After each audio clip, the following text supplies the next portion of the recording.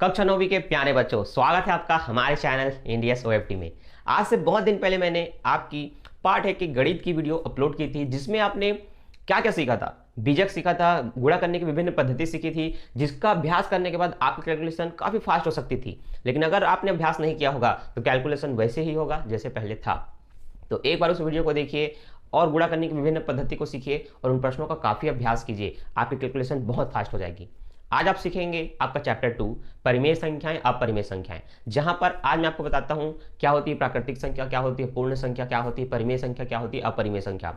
इन अपरिमेय संख्या या परिमेय संख्याओं का योग कैसे होता है, अंतर कैसे होता है, गुणा कैसे होता है, भाग कैसे होता है। साथ ही साथ आज चैप्टर के प्रश्नावली के प्रश्न भी हम सॉल्व करेंगे। तो इतना कुछ अगर आप समझना चाहते हैं एक वीडियो में तो फिर अंत तक बने रहें। बिना किसी देरी के मैं वीडियो को स्टार्ट करता हूं, ठीक है। तो सबसे पहले आपको जान लेना है क्या होती है प्राकृतिक संख्या, क्या होती है पूर्ण संख्या, ठीक है। तो ध्यान से देखिए, जिन संख्याओं की शुरुआत 1 से हो, ठीक है, अनंत तक जाएगी, उनको हम कहेंगे प्राकृतिक संख्या। क्या कहेंगे? प्राकृतिक संख्या। जिन संख्याओं की शुरुआत आप शून्य से करते हैं, शून्य फिर 1 फिर 2, इन्हें हम क्या कहेंगे? इन्हें हम कहेंगे पूर्ण संख्या। क्या कहेंगे? पूर्ण संख्या, ठीक है। पॉइंट बिंदु नहीं रहेगा, ठीक, ओके। अब ध्यान दीजिए, एक होता है पूर्णांश या पूर्णांक। जब आप 0 से इधर -1 -2 -3 लिखते हैं, इधर +1 +2 +3 लिखते हैं, इनको हम पूर्णांश कहते हैं। क्या कहते हैं? पूर्णांश। क्लियर? अब जिन संख्याओं को आप बटे में लिख सकते हैं या जो बटे में ही रहते हैं भिन्न के रूप में, इनको हम कहते हैं परिमेय संख्याएं। अब उनको हम p बटे क्यों के रूप में दर्शाते हैं। p बटे क्यों? इसलिए हर वो संख्या कोई भी हो, अलग अलग भी संख्या हो सकती है, जो बटे के रूप में होंगे, ठीक है, ये भिन्न के रूप में लिखा जा सकते हैं, उन्हीं को हम बोलेंगे परिमेय संख्या। क्या कहेंगे? परिमेय संख्या। चलिए, एक तो पता चला परिमेय संख्या ये बटे में होती है। अब मैं आपको पहचानना सिखाता हूं। मैंने लिखा 15/3 और पूछा क्या ये एक परिमेय संख्या है? क्या ये एक परिमेय संख्या है? तो आप कहेंगे नहीं, ये परिमेय संख्या नहीं है। क्यों नहीं है? बटे में तो लिखा है हमने।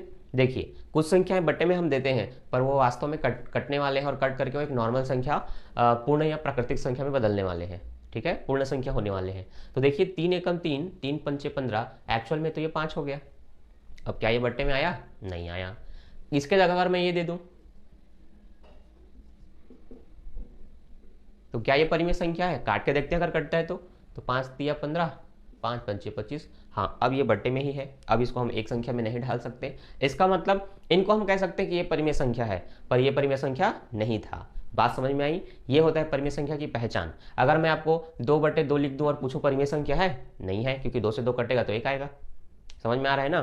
तो जो संख्या एक बार कटती है तो उसको काटना है, कटने के बाद जो बचेगा उसके आधार पर आप कहेंगे कि ये परिमेय संख्या है या नहीं। तो जब तक ये संख्या एक दूसरे से कटती हैं एक पहाड़े से, उनको काटते रहना है। जब ना कटे उसके बाद देखिए क्या वो बटे में है या नॉर्मल संख्या की तरह है। नॉर्मल है तो वो पूर्ण संख्या है और बटे में रहे तो वो परिमेय संख्या है। अब हम जानते हैं कि अपरिमेय संख्याएं क्या होती है। अपरिमेय संख्या वो होती हैं जो करनी में होती हैं और जिनकी करनी नहीं कटती, जैसे करनी 2, जैसे करनी 3, जैसे करनी 5। ये लोग अपनी करनी नहीं काट सकते, तो ऐसी संख्याओं को हम कहेंगे अपरिमेय संख्या। क्या कहेंगे? अपरिमेय संख्या। तो ये आपने आज जान लिया कि संख्याएं क्या क्या होती हैं, ठीक है। वास्तविक नंबर, रियल नंबर, सब इन्हीं को कहा जाता है। ये कुछ आपका बेसिक हुआ संख्याओं के ऊपर। अब आपको क्या जानना है? परिमेय संख्याओं का योगफल, गुणनफल और अंतर। ये चीजें आपको बहुत जरूरी है सीखना इस चैप्टर के लिए। इसको सीखते हैं तब इसके बहुत सारे प्रश्नों को आप आसानी से बना सकते हैं। तो चलिए सबसे पहले हम बना लेते हैं योगफल। क्या बनाते हैं? योगफल। अगर मैं आपको बोलूं 2/7 व 3/35 का योगफल ज्ञात कीजिए, ठीक है। मैंने क्या कहा? 2/7 व 3/5 का योगफल ज्ञात कीजिए। योगफल ज्ञात करना है मतलब जहां पर व लिखा है इन दोनों के बीच में, वहां पर आपको प्लस का चिन्ह लगाना है। किसका चिन्ह? प्लस का। बेसिक से बता रहा हूं, देखिए स्टेप बाय स्टेप। तो सबसे पहले आपको लिखना है 2/7, फिर आप प्लस करके लिखेंगे 3/35। कितना हो गया? ठीक। अब हम क्या लिखेंगे? अब हम लिखेंगे इस तरह से।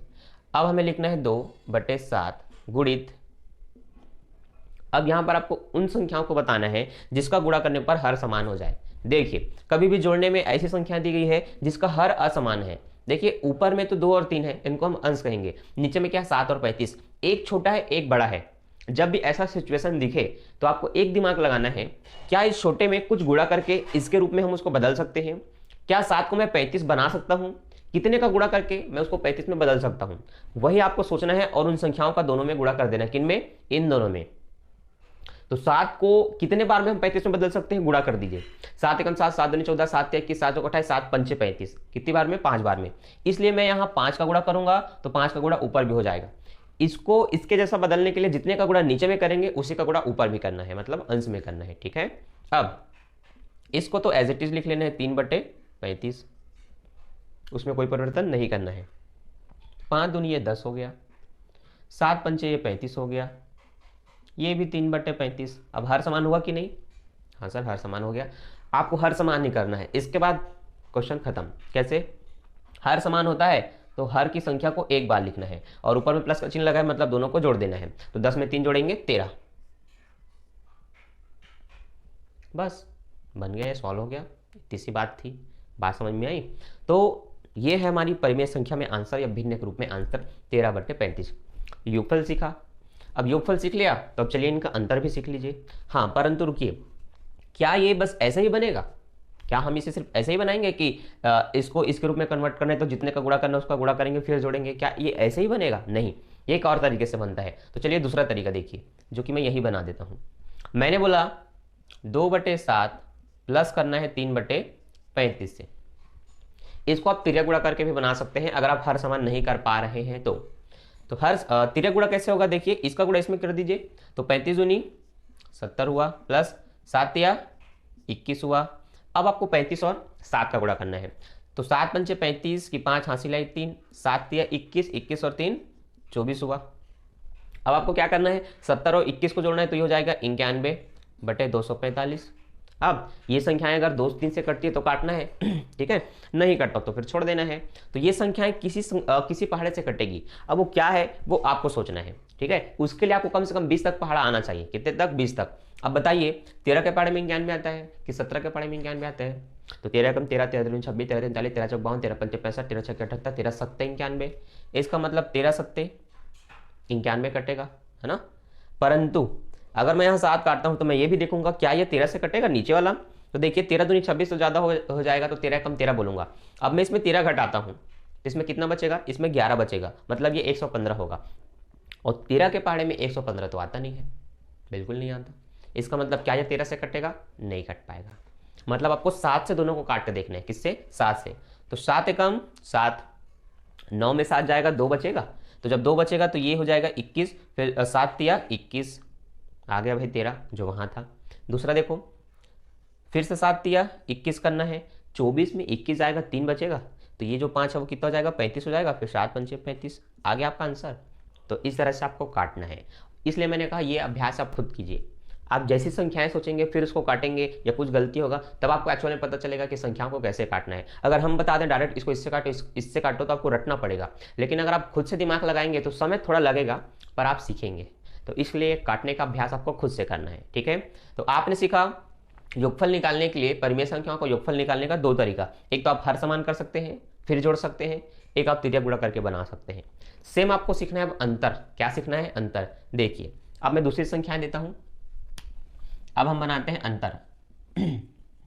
परिमेय संख्याओं का अंतर ज्ञात करना, ठीक है। एग्जाम्पल के लिए हमने लिखा 3/5 माइनस 7/2। पहले चेक करें क्या ये परिमेय संख्या है। हाँ बिल्कुल है, क्योंकि 2 पाड़े में 7 नहीं आता तो कटेगा नहीं, 3 के पाड़े में 5 नहीं आता तो कटेगा नहीं, मतलब ये परिमेय संख्या है प्रॉपर। अब मैं समान करूंगा तो पहला तरीका मैं तिर्यक गुणा करके बना सकता हूं, तो चलिए मैं वैसे ही बना देता हूं। तो ये हुआ 3 दूनी 6, गुणा करना है ना दोनों का, तिर्यक गुणा मतलब यही। तो 2 तिया 6, माइनस है तो माइनस, 7 पंचे 35 बटे 5 दूनी 10। तो जब भी आप तिर्यक गुणा करेंगे तो इसका गुणा इसके साथ होगा, इसका गुणा इसके साथ होगा और नीचे का गुणा नीचे के साथ होता है, इसलिए नीचे में भी संख्या लिखी जाती है। तो इनका गुणा यहाँ लिखा गया है, इनका गुणा यहाँ लिखा गया है, दोनों का गुणा नीचे, बीच में माइनस हो तो माइनस लगाना है, प्लस हो तो प्लस लगाना है। जैसे कि यहाँ प्लस है तो हमने प्लस लगाया, ठीक है। ओके आगे बढ़ते हैं।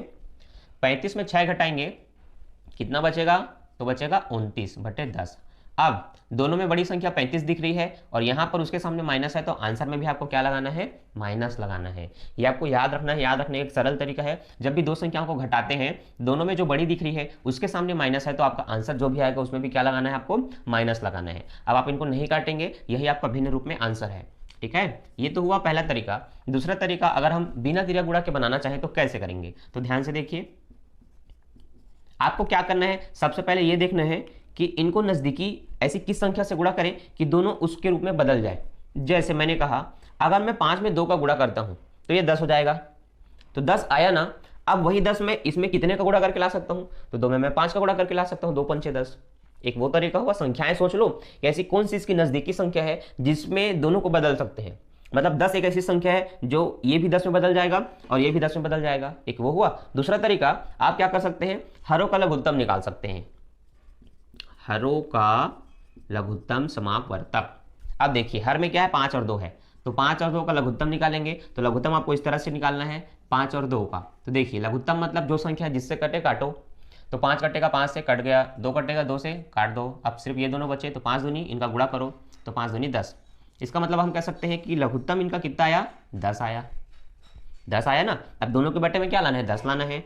तो 3 के बट्टे में 5 है, बताइए कि मैं 5 में क्या गुणा करूं कि वो 10 हो जाए, तो 2 का ही करूंगा, 5 दूनी 10। तो जिसका गुणा नीचे उसी का गुणा ऊपर करना है। ओके, इसमें क्या करेंगे, इसमें आपको 5 का गुणा करना है, क्योंकि 2 पाड़े में 10 कितनी बार में आएगा, 5 बार में आएगा। ओके, 3 दूनी 6 हुआ। अच्छा, यहाँ माइनस है तो मुझे माइनस लगाना है। 5 दूनी 10 हुआ, 7 पंचे 35 हुआ, 5 दूनी 10 हुआ। दोनों में 10 है तो एक बार 10 लिखेंगे। 35 में 6 जाएगा, 29 बचेगा। बड़ी संख्या के सामने माइनस है तो माइनस लगाएंगे, ये आपका आंसर है। तो ये आपने आज लघुत्तम वाला भी सीख लिया। तो प्रश्न ऐसे बनाना है, इस तरह से बनाना है, और दोनों पद्धति आपको याद रखना है। जिससे सरल लगे, जो जल्दी बना दे आपके एग्जाम में कम समय में, आपको उस पद्धति से बनाना है। अब दोनों गलत नहीं है, ठीक है। अगर आपके टीचर आपको इस तरह से सिखाते हैं, आपने ऐसे बनाया और आप सोच रहे हैं कि ये गलत है, तो गलत नहीं है, आप चेक करा सकते हैं। ये भी सही है, ये भी सही है, ठीक है। ओके, तो आपने अभी अभी तक क्या सीखा, आपने योगफल सीखा, आपने अंतर सीखा। अब मैं आपको गुणा सिखाता हूँ। अब उससे पहले मैंने ये क्यों सिखाया, देखिए, जब मैं बच्चों को इस तरह से प्रश्न देता हूँ, जब मैं गुणनफल का प्रश्न देता हूँ, किसका गुणनफल, किसका, परिमेय संख्याओं का गुणनफल, ठीक है। तो देखिए बच्चे क्या गलती करते हैं। जैसे मैंने दिया 2/7 गुणित 5/2। अब बच्चे क्या करते हैं, तिर्यक गुणा का दिमाग, तिर्यक गुणा की बात उनके दिमाग में आता है, तो बच्चे ऐसे कर देते हैं, 2 दूनी 4, 5 सत्ते 35, 7 दूनी 14। अब यहाँ पर जोड़े घटाए रहते हैं तो यहाँ पर प्लस का भी चिन्ह लगा देते हैं, फिर उनका आंसर आ जाता है ये, जो कि पूर्णतः गलत है। हाँ, पूर्णतः गलत है। तो फिर सही क्या होगा, तो देखिए दोनों में अंतर बताता हूँ। जब भी यहाँ देखिए, या फिर यहाँ, जब भी कोई संख्या भिन्न के रूप में हो, किसके रूप में हो, भिन्न के रूप में, तो जब हम उसको जोड़ने या घटाने का काम करते हैं, जोड़ने या घटाने का, तभी तिर्यक गुणा करके उसको सॉल्व किया जाता है। लेकिन जब यहाँ पर गुणा का चिन्ह लगा हो, किसका चिन्ह लगा हो, गुणा का चिन्ह लगा हो, गुणा का, तब ऊपर की संख्याओं से मतलब ऊपर की संख्याओं से गुणा करता है, नीचे की संख्याओं से गुणा करता है। कभी भी तिर्यक गुणा नहीं होता जब गुणा का चिन्ह लगा हो, इस बात को याद रखिए। आपसे यही गलती होती है एग्जाम में और आपका नंबर कम आता है। तो अभी पता चला, ऊपर के साथ, नीचे के साथ। इसका मतलब इसका सही आंसर क्या होगा, इन दोनों का गुणा करेंगे तो 5 दूनी 10 आएगा, इन दोनों का करेंगे तो 7 दूनी 14 आएगा। अब अगर ये किसी पहाड़े से एक बार कटते हैं तो काट लेना है, 2 पंचे 10, 2 सत्ते 14, सही आंसर है 5/7। ओके, अब चलिए, अगर आप चाहते हैं कि यहाँ पर काटना ना पड़े तो सिंपल सी बात है, ऊपर नीचे अगर सेम संख्याएं दिखी तो काट दो। जैसे ऊपर में 2, नीचे में 2, चाहे वो यहाँ और यहाँ रहे। नीचे ऊपर में अगर संख्याएं जैसे दिखी तो काट लो, या अगर 1 के पहाड़े में आता है तो काट लो। 1 के पहाड़े का मतलब ये है, देखिए, अगर मैंने 12, 7 दिया, गुणित में 35 और 14 दिया, ठीक है। अब देखिए यहाँ पर मैंने क्या बोला, कुछ संख्याएं आपस में कट सकती है तो काट लो। जैसे ये दोनों सम संख्या दिख रही है, काट के देखते हैं, 2 छक्के 12, 2 सत्ते 14, कट गया। अब मैं इसको काट के देखता हूँ, 7 एकम 7, 7 पंचे 35, कट गया। अब क्या 7 के पाड़े में 6 आता है, क्या 5 के पाड़े में 6 7 आते हैं, नहीं आते, मतलब ये नहीं कटेगा। तो ऊपर में बच्चा 6 5, तो हम गुणा करेंगे तो 6 पंचे 30, ऊपर का गुणा होता है तो 6 पंचे 30, नीचे 7 बचा है तो 7 का 7, बस ये आपका आंसर है। समझ में आया, इस तरह से आपको बनाना है। तो आई होप आप गलती नहीं करेंगे, काटने में भी और गुणा करने में भी, ठीक है। अब आपको सीख लेना है भागफल कैसे बनाना है, ठीक है, भागफल। चलिए अब भागफल सीख लेते हैं। तो प्रश्न मैंने दिया ये भागित ये, ठीक है, मैंने एक प्रश्न दिया, अब बीच में लगा है भाग का चिन्ह, तब ये तीनों से अलग है। भाग के चिन्ह में आपको समझना है कि इस संख्या को ये संख्या भाग करेगी तो इसके बटे में इन संख्याओं को लिखना है। मतलब मैं इसको ऐसे लिख सकता हूं 26/51, उसके बटे में लिखना पड़ेगा हमें 13/17। ऐसा करने पर जब आपको दिखे एक के बटे में एक, एक के बटे में एक, मतलब 4 संख्याएं दिख रही हैं, तो आपको ध्यान रखना है, आपको कन्वर्ट करना है इनको गुणा में। तो पहले का गुणा होता है चौथे के साथ, दूसरे का गुणा होता है तीसरे के साथ, याद रहेगा। तो पहले 26 के गुणित में लिखना है आपको 17 को, और 51 के गुणा में लिखना है 13 को। इतना करने के बाद अब आप काट सकते हैं और आपका आंसर तुरंत आ जाएगा। तो देखिए 13 एकम 13, 13 दूनी 26, पहाड़ आता है, मैंने काट लिया। आपको नहीं आता, आपको याद कर लेना है। 17 एकम 17, 17 तिया 51, 2/3 बचा तो हमने लिखा 2/3, यही हमारा आंसर है, याद रहेगा। तो ये बेसिक था बनाने का। दूसरा सिंपल तरीका देखिए, उसको मैं ब्लैक में बना देता हूँ। हमारी संख्याएं थी 26/51 भागित 13/17। देखिए इस तरह से नहीं बनाना चाहते तो तुरंत बनाने का एक तरीका है, भाग का चिन्ह जब भी किसी प्रश्न में दिया हो उसको आप तुरंत गुणा में बदल सकते हैं। उस चिन्ह को किसमें, गुणा में। करना क्या होगा फिर, करना ये होगा भाग के इस तरफ की संख्याओं को पलटना होगा, पलटना है। जैसे अगर सिर्फ दो होगा तो इसके नीचे में 1 होता है, तो पलटेंगे तो 1/2 हो जाएगा। अब यहां पर तो पहले से बट्टे में है, तो 17 ऊपर 13 नीचे, फिर आपको लिखना है 26 गुणित 51। अब आप कहेंगे 13 एकम 13, 13 दूनी 26, 17 एकम 17, 17 तिया 51, तो हम कहेंगे 2/3। क्या कहेंगे, 2/3। इतना हो गया, बस फिर बन गया ना, तुरंत आ गया आंसर उससे। तो ये आपको याद रखना है कि जब भी भाग का चिन्ह हो गुणा में बदल सकते हैं, बस संख्याओं को पलटना होता है एक तरफ की, दोनों को नहीं। उसके बाद कटना है तो काटना है, नहीं तो फिर सीधा सामने सामने नीचे नीचे के साथ गुणा कर देना है, आपका आंसर आ जाएगा। अब आपको जानना है आपके बुक का प्रश्न, तो आप निकाल सकते हैं प्रश्न वाली 2.1, जहां पर मैं आपको बेसिक चीज सिखाऊंगा और इसके बाकी प्रश्न को आप फटाफट खुद से बना लेंगे। जैसे कि अब ऐसा चीज, मतलब ये पूरा जोड़ना घटाना गुणा भाग समझने के बाद अगर मैं आपको क्वेश्चन दूं तो आपसे बन जाएगा। सेम उसी तरह से वो संख्याएं भी आपसे आसानी से बन जाएंगी, वो प्रश्न बन जाएंगे। तो चलिए अब हम सीखते हैं दो परिमेय संख्याओं के बीच में कुछ निम्न परिमेय संख्याएं ज्ञात करना, जो प्रश्न पूछता है। जैसे कि आपके प्रश्न वाली 2.1 में क्वेश्चन नंबर 3 जो है, ठीक है, 2, 3, 4, 5, 6 तक जो भी प्रश्न दिए हैं सब परिमेय संख्या ज्ञात करना है। एक बेसिक चीज सीख लीजिए, सारे प्रश्न आप खुद ब खुद बना लेंगे, ठीक है। देखिए ऐसी संख्याओं के बीच में परिमेय संख्या पूछा जाता है जिनके बीच में गैप नहीं है। कुछ संख्याएं ऐसे सिंपल दी जाती है जहां पर गैप होती हैं, तो आप तुरंत बता सकते हैं बिना किसी कैलकुलेशन के। लेकिन ऐसी संख्याएं आपको जानना है जिनके बीच में गैप नहीं होता। जैसे 2 के बाद सीधा 3 आ जाता है, 4 के बाद 5 आ जाता है। अब इनके बीच में कितनी परिमेय संख्या पूछी गई है, 5 परिमेय संख्या है।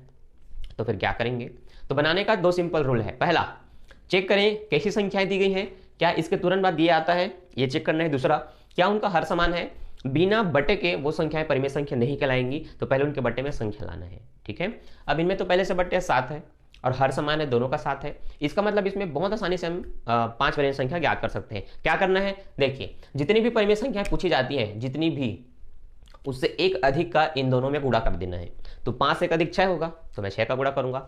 मान लीजिए 3 परिमेय संख्या पूछता तो 4 का गुणा करते हैं, क्योंकि 3 से 1 अधिक 4 होता है। 2 पूछेगा तो 3 का गुणा करना है, 7 पूछेगा तो 8 का गुणा करना है। बस इतनी बातें ध्यान में रखना और बना देना है। तो देखिए आपको लिखना है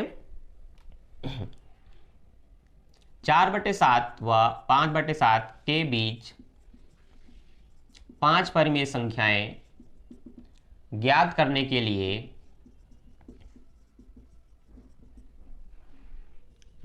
दोनों परिमेय संख्याओं में 6 का गुणा करने पर, ठीक है। जब आप किसी परिमेय संख्या या किसी प्रश्न में कुछ गुणा कर देते हैं दोनों पक्षों में, तो आपको एक तथ्य लिख देना है कि दोनों पक्षों में 6 का गुणा करने पर या 10 का गुणा करने पर फिर जाकर के बनाना है, ठीक है। ये हमने लिखा। अब हम क्या करेंगे, 4/7 में 6 का गुणा करेंगे और 5/7 में भी 6 का गुणा करेंगे। गुणा करने के बाद ये इस तरह से हो जाएंगे, 4 छक्का 24, 7 छक्का 42, 6 पंचे 30 और ये भी 7 छक्का 42। अब देखिए जैसे आपने एक अधिक का गुणा किया, संख्याओं का मान बदल गया। हर तो समान है लेकिन ऊपर के अंश में बदलाव हो गया। देखिए 24 और 30 के बीच में काफी गैप है। क्या 24 के बाद सीधा 30 आता है, नहीं, 25 आता है। मतलब 24 के बाद 25 आता है तो आप लिख सकते हैं 25/42, हर में वही लिखना है। 25 के बाद आता है 26/42, 26 के बाद आता है 27/42, उसके बाद 28, उसके बाद 29, 30 तो यहाँ दिया हुआ है, 24 तो यहाँ दिया हुआ है। इनके बीच में कितनी संख्याएं हैं? तो इनके बीच में ऐसी 5 परिमेय संख्याएं हैं। ये फिर आपका आंसर है।